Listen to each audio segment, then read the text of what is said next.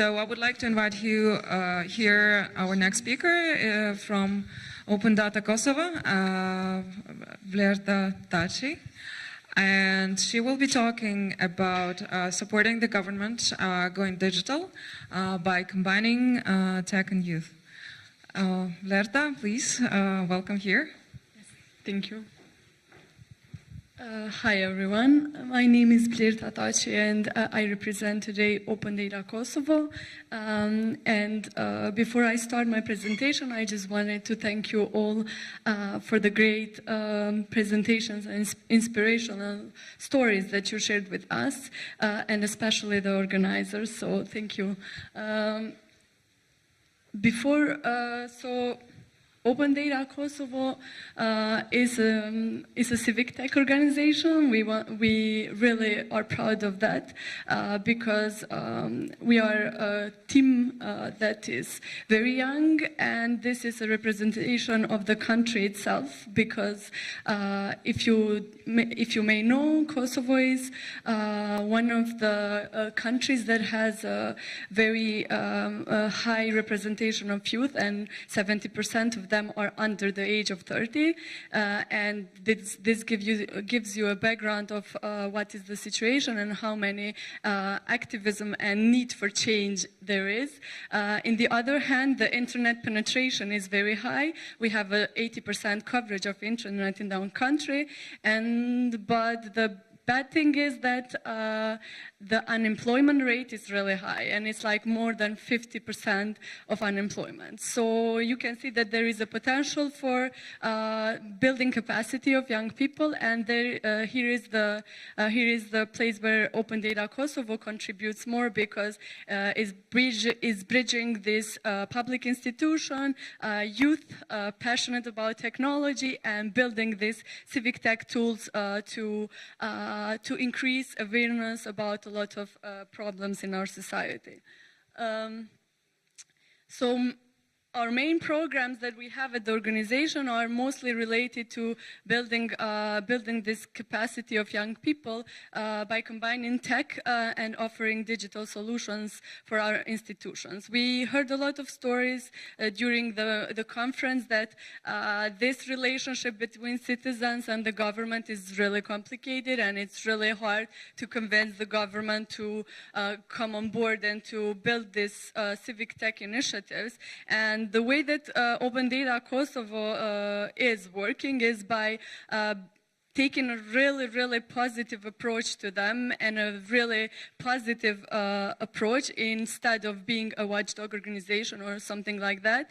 Because when the organization started in the beginning, we saw that there is a huge need, and public institutions are not really aware of and are not educated enough to understand the concept itself, and even though the tools to build for them. So what we are doing is we are trying to not only build these tools, but also educate these young people to build these tools, and then these tools are transferred to these public institutions with the source code itself, so they can improve them later, and so they can be more sustainable in the future. So these are some pictures from the workshops. These are some projects that we are building at our offices, and so we are trying to give this practical knowledge that is also missing in public universities. So these young people are very getting interested into the technology, and they are registering in engineering and computer sciences, but they lack a lot of practical skills. So we are presenting to them these stakeholder consultations that we have with public institutions, and we identify all these needs that they have, and then we are presenting this to the community, and then they are proposing different prototypes, and in the end these prototypes are fully fledged developed into our offices to be then deployed into the institutions. I will mention some of the examples because my presentation is very short, but I invite you to look into more details into our website. But these are some of civic tech platforms that we have developed so far. For example, this is an illegal dumping mapper for one of the cities where we invited a lot of youngsters to go with GPS devices and register all the illegal dumpings that there were in the city, so that we could then pressure the institutions to do something about it. This is the same with the water surface quality visualizer.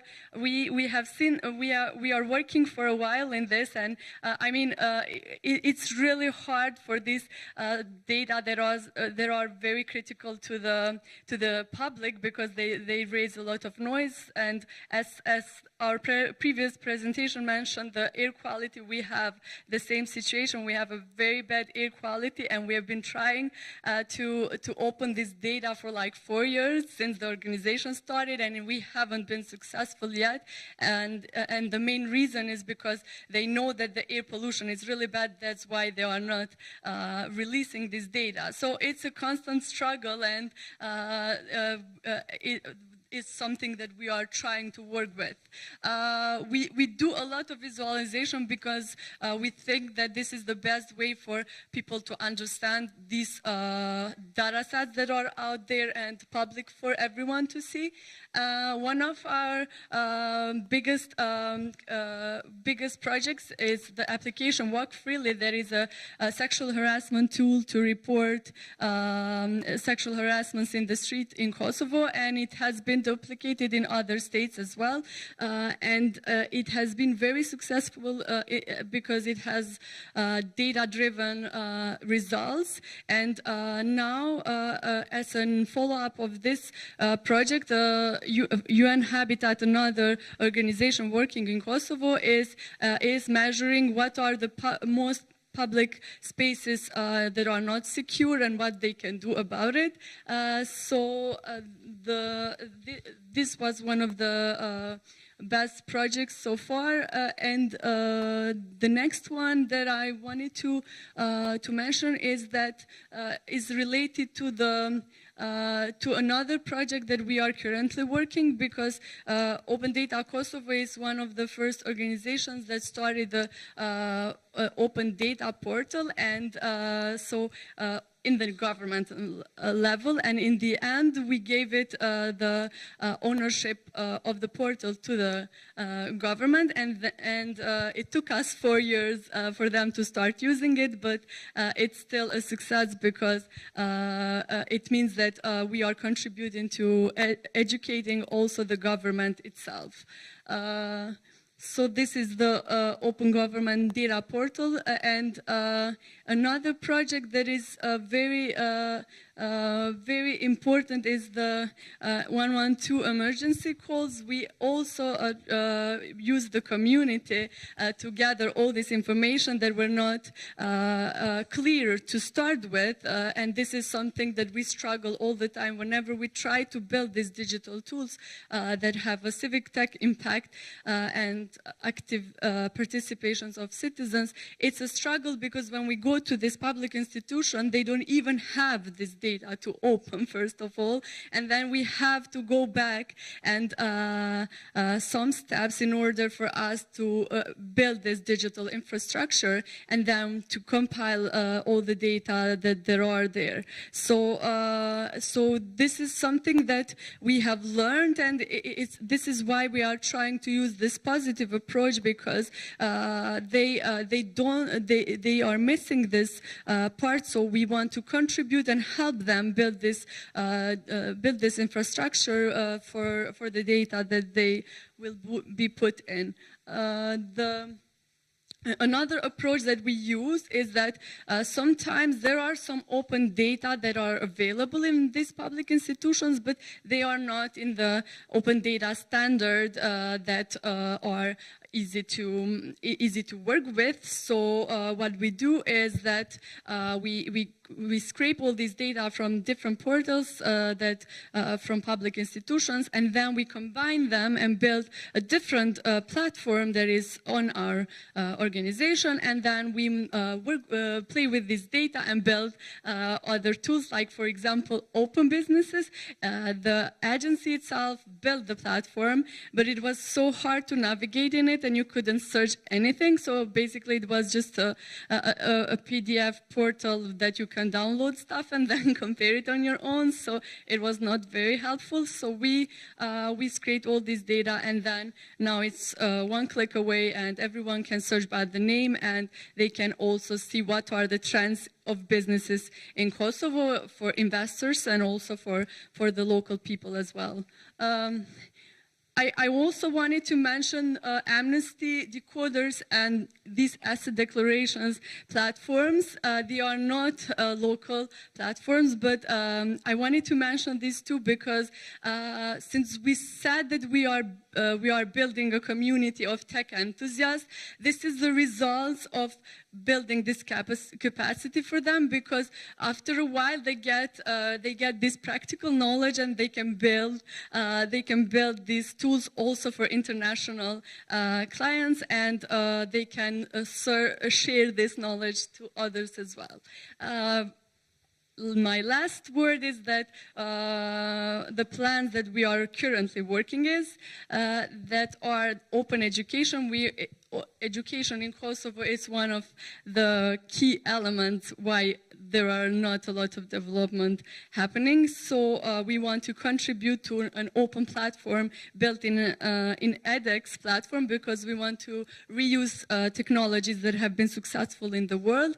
And it's called Evastix, and it's going to be in our local language, and it's going to be sharing all the workshops and all of these activities that we are doing in the office for a broader audience, and so they can easily access. And the last one is that these data wouldn't be very successful if we cannot share stories about them. So this year we are concentrating also in sharing stories behind these data that we have opened so far. Thank you for your attention, and sorry. Yes, and this is, as a successful and positive note, is that all these programs have been recently recognized by the Forbes magazine. This year, Open Data Kosovo was in the final list. So thank you for your time, and stay in touch.